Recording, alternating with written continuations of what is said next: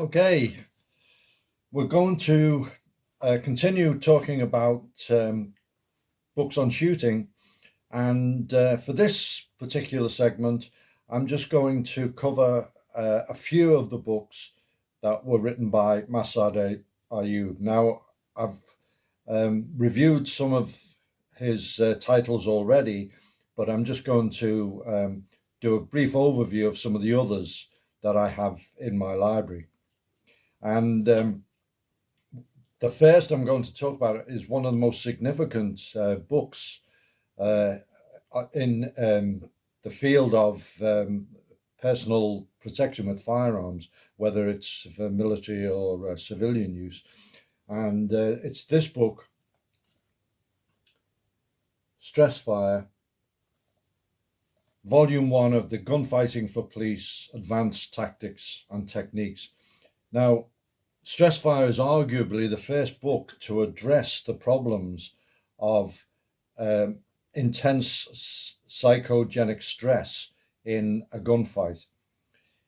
Now, previous to this book, most of the works were technical manuals on shooting techniques, but based on a rather sterile range environment.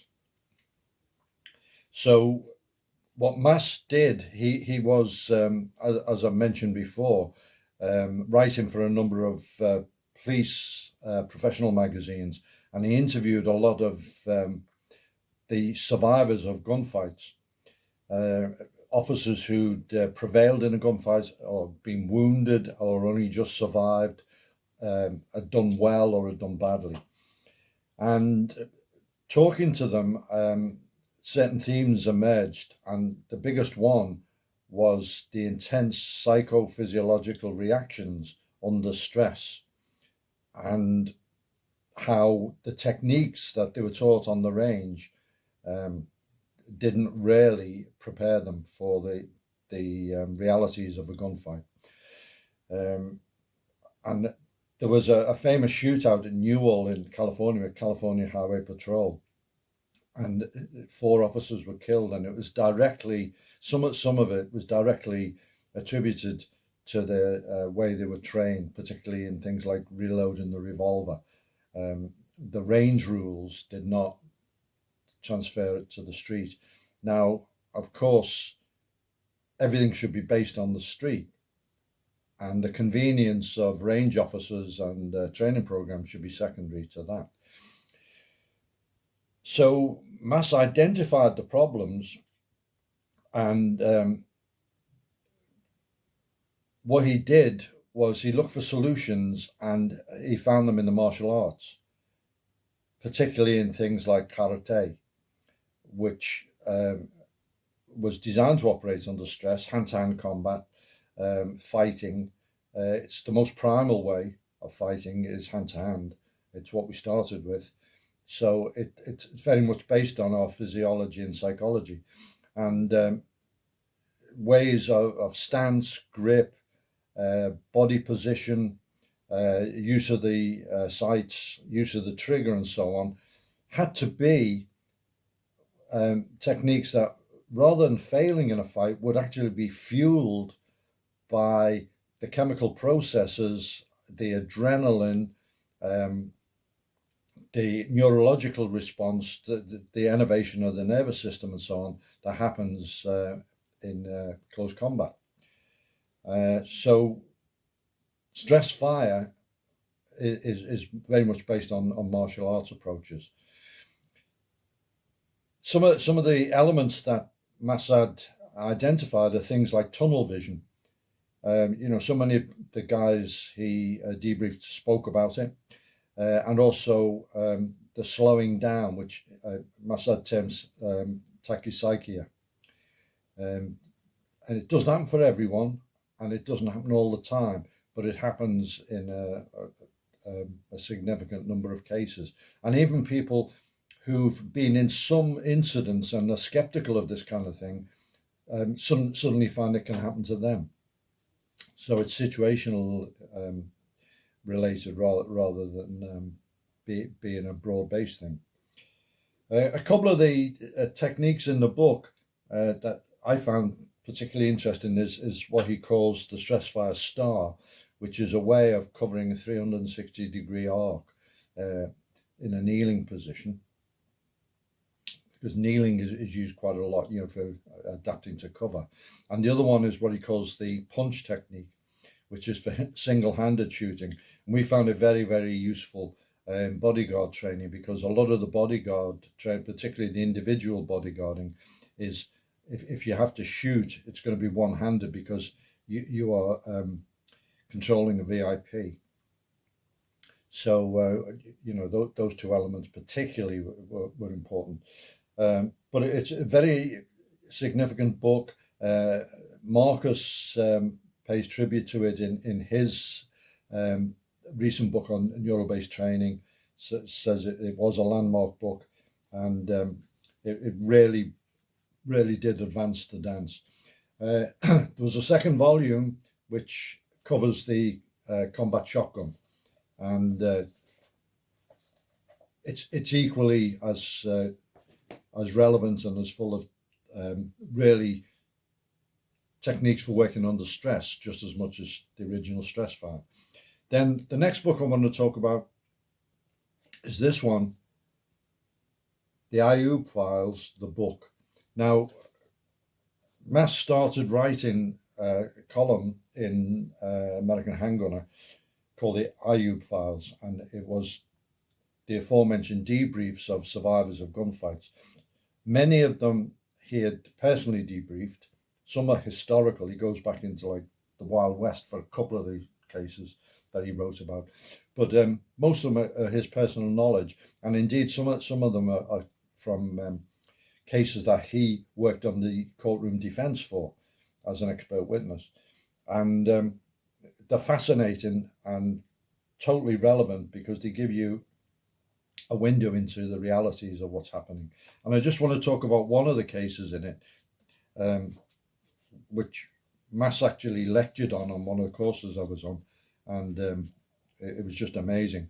I won't go into all the details, but it's a police officer. His female partner's been shot and killed in a room. It was only like a rowdy neighbour type complaint to start with, but he's in this gunfight with a guy called Mullery. The officer's Steve Cheney, and Baton Rouge, Louisiana. He's already shot the guy twice right through the centre mass, and put a round through the guy's arm as well, and they're fighting hand to hand. Someone had told Cheney that it was important for bullets to strike bone, that if they were to have stopping effect. He thought that perhaps the reason the man was still going with 2 holes in the kill zone and 1 in the arm was that no bones had been hit yet. Deliberately, Steve Cheney probed the muzzle of his gun against Mullery's left side until he found a rib. He pressed the gun against the bone and fired at muzzle contact distance. Now, just as an aside, you're getting all the effects of the gases, the compression. It's tremendous. If you press your pistol against even a cardboard target, you get a tremendous bounce back of gases.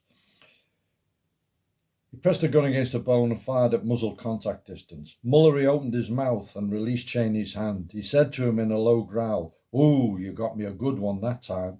He then lifted the officer up bodily and threw him across the room. The fight goes on till the officers emptied, I think, 2 cylinders into the guy, including one right through the top of his head, in which he still got up from that.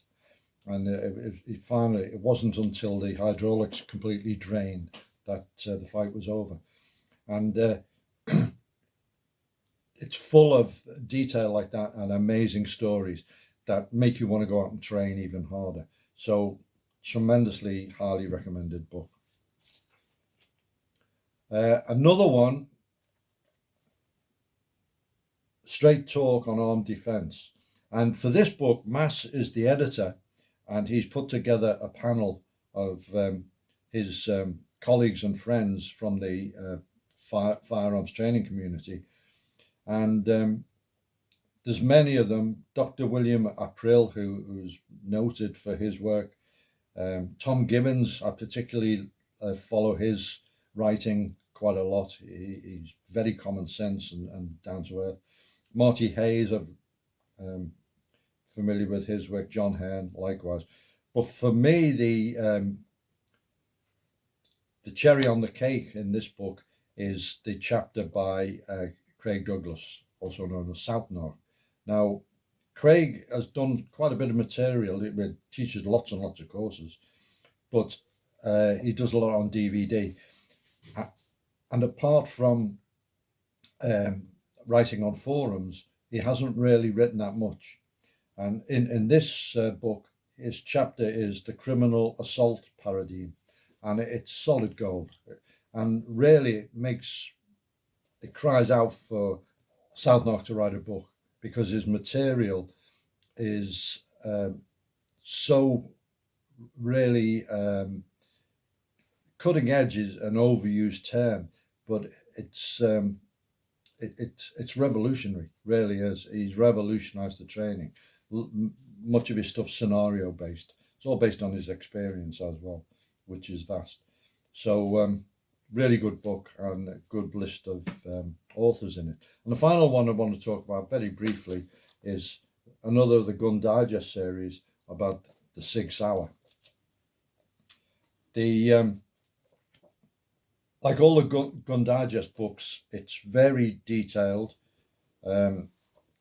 It's headed a complete look at the Sig Sauer pistols, and it goes over every model. It talks about the history. It talks about each of the models. Starting with the Sig P220, because remember, it's the collaboration between Sig, the Swiss company, and JP Sauer, the West German company, that produced the Sig Sauer. But he also talks about, and he makes a lot of puns on the word sour, SIGs that are sweet and not sour and so on. And that chapter, SIGs that are sweet, not sour, is about the 210, P210, which was the issue weapon of the Swiss military for a long time. And it's an amazingly accurate, well-made, it's like the Rolex watch of pistols. And I've shot a 210.